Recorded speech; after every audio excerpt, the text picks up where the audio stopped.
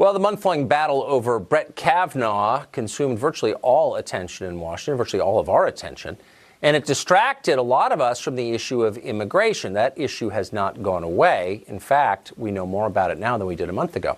Many Democratic candidates are still running on a platform of abolishing border enforcement, ending any kind of enforcement at the borders, and outright amnesty for the people already here illegally. That could be a bigger question than any of us knew. A new study by Yale University, 2 Yale professors, 1 from MIT, found that there are about 22 million illegal immigrants in the United States. That is double the conventional estimate. There could be more. Cesar Vargas is a lawyer and a former illegal immigrant, and he joins us tonight. Cesar, thanks a lot for coming on. So I think this is a meaningful study, and it's not done by some politically minded group. I think it's probably done by liberals. 22 million people is a lot of people. Are you still for giving them all citizenship? Tucker, thank you so much for having me. Happy Indigenous Peoples Day. Before we get into the politics of the issue, don't pollute the show let's get with those nonsense. Let's get to 3 points on that. First, let's make sure that the researchers clearly said that this is not an assumption or implication that there's an outburst of undocumented immigrants here in the U.S. Second, it's based on a very basic principle. They said that they take in consideration the initial population plus everyone who comes in plus everyone who leaves. This points directly to what they want to say, namely that it's a shadowy population, and obviously we're not going to count everyone, so there's definitely an undercount. And 3, most importantly, is simply that this was a study from 1990 to 2016. So it could have been at any point, either 22 million, 9 million, 2 million. So let's understand the report first before we talk about the politics. Stop, please. It's not even politics. I read the study. It's pretty clear they're the first people to look at this systematically, and there are far more than 11 million people in this country illegally.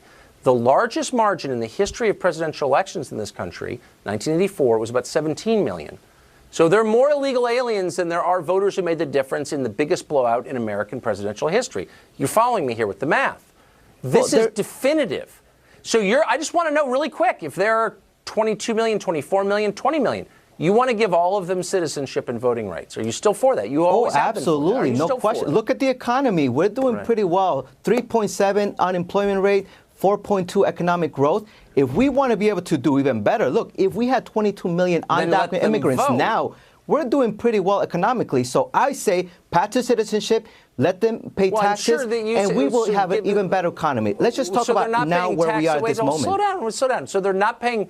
Wait, hold on. You're conceding that they're not paying taxes now? I thought, having talked to you many times, your argument always was they're paying into the system more than they're taking out, which is totally untrue. I said more taxes. We could pay more taxes. Well, why would they be? Wait, hold on. Wait. Citizens don't pay more taxes. Everybody who works pays the taxes, pays their tax rate. So you're conceding that a lot of these people, in addition to breaking our immigration law, are breaking our tax law, and they're using fake IDs.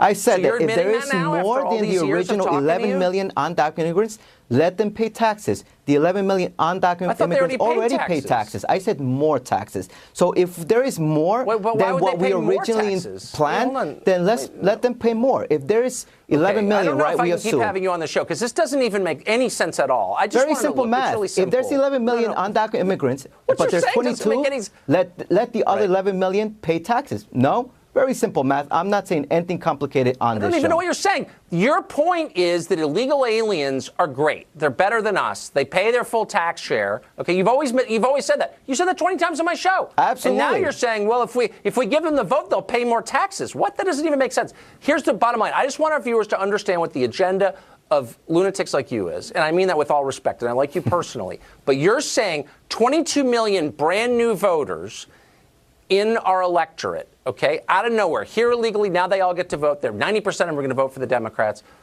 What you're saying is that one political party will have a hammerlock on national elections forever. What do you think the rest of us think about that, who aren't Democrats? I simply say that why don't Republicans and Democrats actually compete for the vote and let people have their say? If Democrats want to pass immigration for, Republicans want to pass immigration for, then let them give the power to vote, and let's compete. This is what democracy is all about, right, Tucker? Yeah, letting foreigners invade your country and then take over your government. That definitely sounds like democracy to me. This is our country. Cesar, this is your country. This is our country. Have a good night. I hope people are freaked out by this. I am. Thank you.